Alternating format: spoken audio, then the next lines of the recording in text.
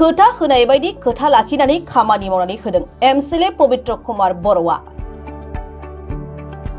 BTC बिसायख'थिया गेजेराव बारा सम गैलिया, अब्लाबो प्रमद बर' दैदेननाय बिटिआर सरकारा दासिमबो जौगानायनि खामानिखौ मावगासिनो थानायखौ नुनो मोनदों।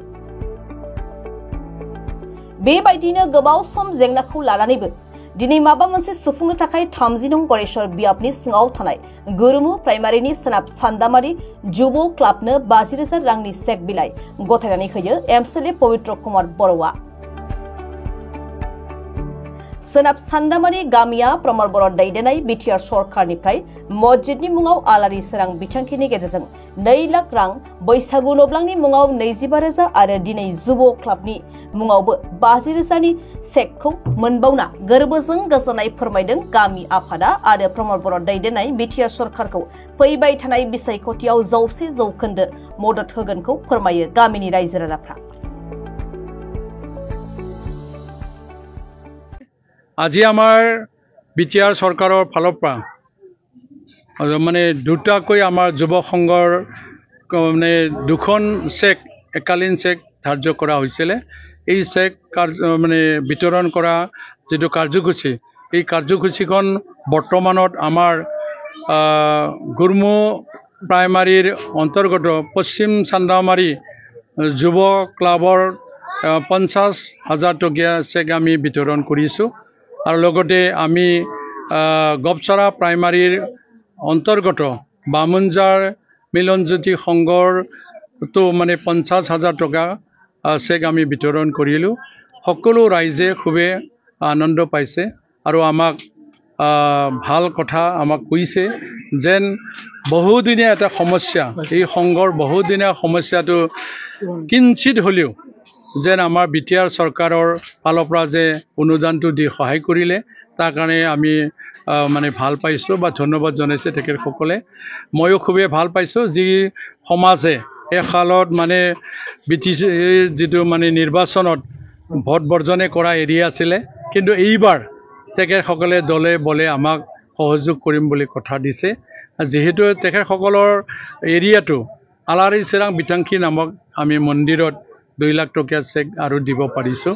তাৰ বাহিৰেও বিহু মঞ্চ মানে তেখেতসকলে যেতিয়া বিহু উৎসৱ উদযাপন হৈছিলে সেই সময়তো আমি 25,000 টকা দিছিলোঁ। এই কথাবিলাক তেখেতসকলে বিৱৰণী কৈ আমাক সম্বোধনা জনাইছে। হিচাপে ৰাইজৰ প্ৰতি মই এটা আমাৰ প্ৰতি আস্থাটো আমি দেখা পাই খুবেই আনন্দ পাইছোঁ আৰু মই আশা কৰিছোঁ সঁচাসঁচিভাৱে বৰ্তমানৰ আমাৰ বিটিআৰ চিফ মহোদয়ৰ নেতৃত্বত যে 4-4টা বছৰত কোনো যেন আমি জাতি জনগোষ্ঠীৰ মাজত কোনো ভেদাভেদ নোহোৱাকৈ শৃংখলাবদ্ধৰে এই চৰকাৰখন চলাটো আমি মানে চলাব পাৰিছে বুলি মই অনুভৱ কৰিছোঁ। যেহেতু কোনো জাতিৰ লগত ভেদাভেদ হোৱা নাই, সংঘাত হোৱা নাই, অস্ত্ৰ জনজননী নাই, পুলিচ মিলিটাৰীৰ কোনো অসুবিধা নাই আৰু ইয়াৰ লগত কোনো মানে জাতিৰ লগত সংঘাতটো হোৱা নাই কাৰণে আজি সকলোৱে শান্তিকে বাস কৰিব পাৰিছে। আৰু সেইটো কাৰণে মই ৰাইজক আহ্বান জনাইছোঁ এই নীতিটো যেন আমি স্থায়ী কৰিব পাৰোঁ, শান্তিৰ যিটো স্থিতিটো মানে নিগাজি কৰিব পাৰোঁ। তাৰ কাৰণে আমি পিপলৰ দ্বাৰা চৰকাৰ গঠন হোৱাটো বিচাৰোঁ। আৰু তাৰ বাহিৰেও যিটো নীতিৰে আমাৰ চৰকাৰৰ বৰ্তমান যিখিনি ডিপাৰ্টমেণ্ট 39টা ডিপাৰ্টমেণ্টত এপইণ্টমেণ্ট নিয়োগ কৰিছে, চাকৰি মানে নিযুক্তি পত্ৰ দিছে, ইয়াৰ ক্ষেত্ৰত কোনো যে মানে ভেটি চলা নাই, এই নীতিটো যদি কৰিব পাৰিছে বিটিআৰ চিফ মহোদয় মাননীয় প্ৰমদ বড়ো ডাঙৰীয়াই কৰিব পাৰিছে। আগৰ চৰকাৰ 17 বছৰ হেনে নীতি চলা নাছিলে, যিহেতু ইয়াত কোনো ভেটি ভুটা হোৱা নাই।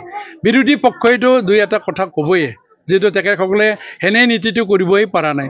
যিটো তাৰ কাৰণে মই অনুৰোধ ৰাখিছোঁ ৰাইজ যেন এইবাৰো আমাৰ যিটো এই মানে চাকৰি দিয়া প্ৰক্ৰিয়া বিনামূলীয়াকৈ যে সাধাৰণ পৰিয়ালেও চাকৰি নিযুক্তি হ'ব পাৰে, এই নীতিটো নিগাজি কৰাৰ কাৰণে প্ৰমদ বড়ো ডাঙৰীয়াৰ দৰকাৰ আছে। সদাগৰ ৰাইজ মই আশা কৰিছোঁ এই যুৱ সংঘ সকলেও যেন যুৱ নেতা সকলেও যেন আমাক সহযোগ কৰি বিটিআৰ চৰকাৰ গঠনৰ ক্ষেত্ৰত আমাক যে ভূমিকা ল'ব, এই আশাৰে মই বক্তব্য সামৰিছোঁ।